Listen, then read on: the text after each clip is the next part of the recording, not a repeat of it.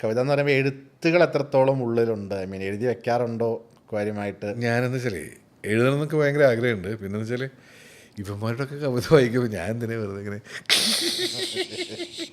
അറിയാവുന്നത് എഴുതി ഞങ്ങൾ വായിച്ചു. അറിയാവുന്നവന്മാരൊക്കെ നന്നായി എഴുതുന്നുണ്ട്. ഞാൻ വെറുതെ എന്തിനാ ഈ മണ്ടത്തരങ്ങളൊക്കെ എഴുതിയിലേക്ക് എന്നാലും വല്ലപ്പോഴൊക്കെ എന്തെങ്കിലുമൊക്കെ എഴുതി കൊടുക്കും. കവിതകളായിട്ട് എഴുതും. കവിതകളൊക്കെ നീ ഒരു ചോദ്യം ചോദിച്ചപ്പോൾ ഞാനിങ്ങനെ ആലോചിച്ചു. ഞാൻ ഈ അടുത്ത കാലത്ത് കവിത ഒരു കവിത 2 കവിതകൾ എനിക്ക് ദേശാഭിമാനിയിൽ വന്നിട്ടുണ്ടായിരുന്നു. നമുക്ക് വേണ്ടിയിട്ട് വേണമെങ്കിൽ നേരത്തെ നീ ചോദിച്ച ഒരു ചോദ്യം ഉണ്ടല്ലോ, ആൾക്കൂട്ടത്തിലൊരാളായിരുന്നു, പിന്നെ ഒരു ഡയലോഗ് പറയാൻ വന്നു. അപ്പോൾ അതിനൊക്കെ ഒരു തുടർച്ചയായിട്ട് ഞാൻ എഴുതി വെച്ചൊരു കവിതയുണ്ടായിരുന്നു. ഇതൊക്കെ സിനിമയായിട്ട് ജാഥയിലെ ആൾക്കൂട്ടത്തിൽ ഏറ്റവും പിറകിലായിരുന്നു. മുന്നോട്ട് വരാൻ ആഞ്ഞു നോക്കി, നടന്നില്ല. മുഷ്ടി ചുറ്റിപ്പിടിച്ച് ഉച്ചത്തിൽ ഉറച്ചു വിളിച്ച് മുന്നിൽ നിൽക്കാൻ പിന്നെയും എത്രയോ കാലം. ആളായി, ആർപ്പായി, ആരവമായി കൊടിവെച്ച കാറിൽ വടിവത്ത കതറിൽ വന്നിറങ്ങാൻ പിന്നെയും എടുത്തു അനേക കാലം. നമ്പൂരിയുടെ പൂണൂല് പൊട്ടിച്ച് നിസ്കാരത്തഴമ്പിലേക്കും ലോഹയിലേക്കും സാഹസപ്പെട്ട് മാന്ത്രികനെ പോലെ ചിലപ്പോഴൊക്കെ ഒരു അഭ്യാസിയെ കണക്കെ. കവലയിലെ മുറുക്കാൻ കടയിൽ നിന്നും ജംഗ്ഷനിലെ ഹൈപ്പർ മാർക്കറ്റിലേക്ക് അവൻ വന്നിറങ്ങിയത് മെഴ്സിഡീസ് ബെൻസിൽ. തുടക്കം ഗുണ്ടാതലവൻ്റെ ശിങ്കിടി. ചേരി പൊളിച്ച് അധോലോകം നേടാൻ നഷ്ടങ്ങൾ, അനേകായിരം നഷ്ടങ്ങൾ. കോൺസ്റ്റബിളിൽ നിന്ന് SP-യിലേക്കും ലെഫ്റ്റനൻറ്റ് കേണലിൽ നിന്ന് സൈബർ സെല്ലിലേക്കും അതിവേഗത്തിൽ ട്രാൻസ്ഫറിൽ ഓടിക്കളിച്ചു. കല്യാണ വീട്ടിൽ മണവാളനാകും, അച്ഛനാകും, അളിയനാകും, അമ്മാവനാകും. മരണവീട്ടിൽ മൃതദേഹം മുതൽ ശാന്തിക്കാരൻ വരെ. 2 അറ്റവും വലിച്ചു കെട്ടിയ കയറിലൂടെയുള്ള ഒരു സർക്കസുകാരൻ്റെ ബാലൻസ് ഇല്ലാത്ത യാത്രയ്ക്ക് ശേഷമാണ് ഒരുവൻ വെള്ളിത്തിരയിൽ വെട്ടിത്തിളങ്ങുക എന്നത് സംഭവിച്ചേക്കാവുന്നത്. കോടമ്പക്കത്തെ പൈപ്പ് വെള്ളത്തിനേക്കാൾ ചവർപ്പുണ്ടത്രേ കൊച്ചിയിലെ കോർപ്പറേഷൻ വാട്ടറിന്. ജാഥയ്ക്ക് പിറകിൽ നിന്ന് ഒരടി വയ്ക്കാൻ കഴിയാതെ ആൾക്കൂട്ടത്തിൽ തിരക്കിൽ വീണുപോകുന്ന അനേകായിരങ്ങളെ പകർത്താൻ ഇനിയും കണ്ടുപിടിക്കേണ്ടിയിരിക്കുന്നു പുതിയൊരു ക്യാമറ. എത്ര പേരുണ്ടെന്നറിയോ? ഒരു സീനിൽ അഭിനയിച്ചിട്ടും 2 സീനിൽ അഭിനയിച്ചിട്ടൊക്കെ ഇങ്ങനെ വന്നിട്ട് അനുഭവങ്ങളാണ് കൃത്യം കടന്നു വന്ന വഴികളല്ല. സീനിൽ വന്നു, പിന്നെ ജാഥയിൽ നിന്നു, പിന്നെ ഒരു കതറിട്ട് വന്നു, പിന്നെ കൊടിവെച്ച കാറിലാവും വരിക. ഇങ്ങനെയൊക്കെ ചെറിയ ചെറിയ കയറ്റുണ്ടാവും. അവസാനം ഇങ്ങനെ. പക്ഷേ ഒരു സീനിൽ അഭിനയിച്ചിട്ട് ഇപ്പോഴും ഈ കൊച്ചിയിലെ കോർപ്പറേഷൻ വാട്ടർ വെള്ളം കുടിച്ച് ഇഷ്ടംപോലെ ആളുകൾ ഇപ്പോഴും നടക്കുന്നുണ്ട്. നമ്മൾ ഒരു 3 പേരോ 30 പേരെയോ നമ്മൾ കാണുന്നുള്ളൂ.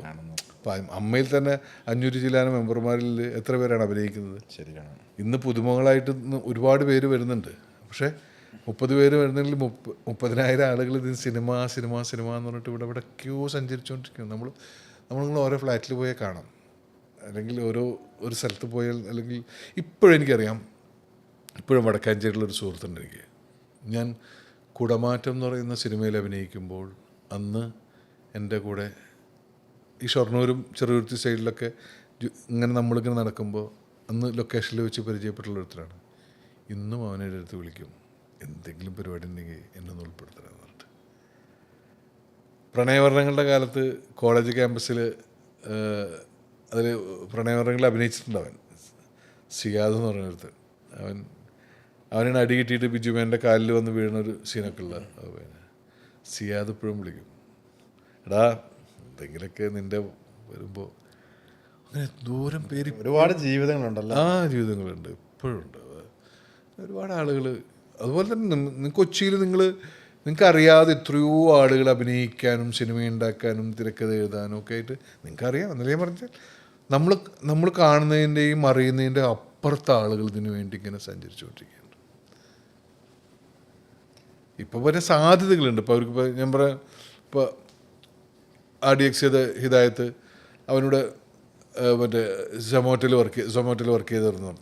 ഇന്ന് പിള്ളേർക്ക് ഇവിടെ പിടിച്ചു നിൽക്കാനുള്ള സാധ്യതകളുണ്ടായി. മീൻസ് എന്തെങ്കിലും തൊഴിലൊക്കെ എടുത്ത്, അല്ലെങ്കിൽ പകൽ ഊബർ വഴി, അല്ലെങ്കിൽ രാത്രി ഊബർ വഴി, പകൽ സിനിമയിൽ അങ്ങനെയൊക്കെ നോക്കി പല വരുമാനത്തിന് സാധ്യതകളൊക്കെ ഉണ്ട്. നമ്മളെ കാലത്തൊന്നും ഇല്ലല്ലോ. ഞാനൊക്കെ ചേരുന്ന വണ്ടി കയറുക, രാവിലെ 6 മണിക്ക് ഇവിടെ എത്തണം എന്ന് പറഞ്ഞാൽ ബസ്സില്ല. തലേദിവസം മുന്ന് കിടക്കേണ്ടി വരും. അല്ല, വെളുപ്പാങ്കാലത്ത് 4 മണിക്ക് ഈ പെട്രോൾ എടുക്കാൻ മലപ്പുറം സൈഡിൽ നിന്ന് ടാങ്കർ ലോറി വരും, അതിൽ കയറി വരും. വണ്ടിക്കൂലി ലാഭമാണ്, അവർക്ക് 10 റുപ്യ 20 റുപ്യ കൊടുത്താൽ മതിയായിരുന്നു. അങ്ങനെ കയറി വന്ന് അഭിനയിച്ചിട്ടുണ്ട്. ഇഷ്ടംപോലെ അഭിനയിച്ചിട്ടുണ്ട്. അതൊന്നും വലിയ കഥ മറ്റേ കുടമ്പകത്തെ പൈപ്പ് വെള്ളം പോലെ നമ്മളിങ്ങനെ പറയേണ്ട കാര്യം. എല്ലാവർക്കും ഇതുപോലുള്ള കഥകളൊക്കെ ഉണ്ടെന്നേ. സ്ട്രഗിൾ ചെയ്യാതൊന്നും ആരും വന്നിട്ടില്ല. പക്ഷെ കരുത്തുണ്ടാവണം, ഇവിടെ നിൽക്കാനുള്ള വിൽ പവർ. ഞാൻ എനിക്ക് പറ്റില്ല എന്ന് പറയുന്നൊരു സാധനം ഉണ്ടല്ലോ, അതല്ല, എനിക്ക് പറ്റും, ഐ ക്യാൻ എന്നുള്ള സാധനത്തിൽ ഇങ്ങനെ ശ്രമിച്ചുകൊണ്ടിരിക്കുക. അല്ലാതെ നിരാശരാവുക എന്നുള്ളത് നിരാശർക്ക് പറ്റിയതല്ല. പിടിച്ചു വെക്കാനുള്ള മനക്കരുത്തുണ്ടാവുക എന്നുള്ളതാണ് ഏറ്റവും വലിയ കാര്യം. ശ്രമിച്ചിട്ട് വിട്ടുകളെന്നിറക്കുള്ള അല്ല സിനിമ, ഒറ്റ വാക്കിൽ പറഞ്ഞാൽ. ഒരു ശ്രമം എന്നുള്ളതേ എന്തോരം ശ്രമങ്ങളിലൂടെയാണ് ഒന്ന് നിലനിൽക്കാൻ പറ്റുക എന്നുള്ളത്. നിരന്തരമായിട്ട് ഇങ്ങനെ അന്വേഷിച്ചുകൊണ്ടിരിക്കണം. സിനിമ ഇപ്പോഴും നമ്മൾ അന്വേഷിച്ചുകൊണ്ടിരിക്കുകയാണ് സിനിമയെ. അല്ലാതെ ഇപ്പോൾ ആർക്കുമില്ലെന്നേ, അങ്ങനൊന്നും ഇല്ല. നമുക്ക് തന്നെ പറഞ്ഞിട്ടില്ല, പലരും മണിക്കെന്ന് പറയുന്ന സിനിമ ഞാൻ അങ്ങോട്ട് ചോദിച്ചു മേടിച്ചാണ്. ശരിയാണ്.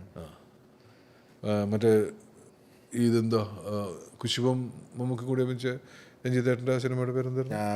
കയ്യൊപ്പ്. അത് മനോഹര കവിത പോലുള്ള സിനിമ, കവിത പോലത്തെ സിനിമ. കയ്യൊപ്പ് എത്രയോ വട്ടം രഞ്ജിത്ത് നമുക്ക് സിനിമ ചെയ്താലോ? നീ അന്ന് പറഞ്ഞ പഴയത്, ഞാൻ ഇപ്പോൾ ഫ്രീ ആടാ, നമുക്കിപ്പോൾ ചെയ്യാടാ, അങ്ങനെ ചെയ്യാണ്. അല്ലാതെ ആഗ്രഹമാണല്ലേ ശരിക്കും ഇതൊക്കെ ചെയ്യിക്കുന്നത്. അല്ലെങ്കിൽ ഇപ്പം മമ്മൂക്കയ്ക്ക് മാത്രമല്ല, ഇപ്പം ഇക്കും ചൂസ് ചെയ്യുന്ന ഒരു സമയമാണ് ഇപ്പം. ഇന്നലെ ഞാൻ തരുണായിട്ട് ഞാൻ സാധിച്ചു. തരുൺ, ഞാൻ പേരൊന്നും പറയില്ല, തരുൺ ഇങ്ങനെ കാസ്റ്റിങ്ങിൻ്റെ കാര്യങ്ങൾ പറഞ്ഞപ്പോൾ എനിക്ക് അങ്ങനെ മലയാളത്തിലെ എണ്ണം പറഞ്ഞ കുറച്ച് നടന്മാരുടെ ഇവരൊക്കെ ഇങ്ങനെ എന്തെങ്കിലും പരിപാടി ഉണ്ടെങ്കിൽ വിളിക്കേണ്ട, എന്തെങ്കിലും പരിപാടി ഉണ്ടെങ്കിൽ വിളിക്കേണ്ട. ഞാൻ ലീഡിങ് ആണ്, അല്ലെങ്കിൽ ഇപ്പോൾ പടങ്ങൾ ചെയ്തുകൊണ്ടിരിക്കുന്ന ആളുകളാണ്.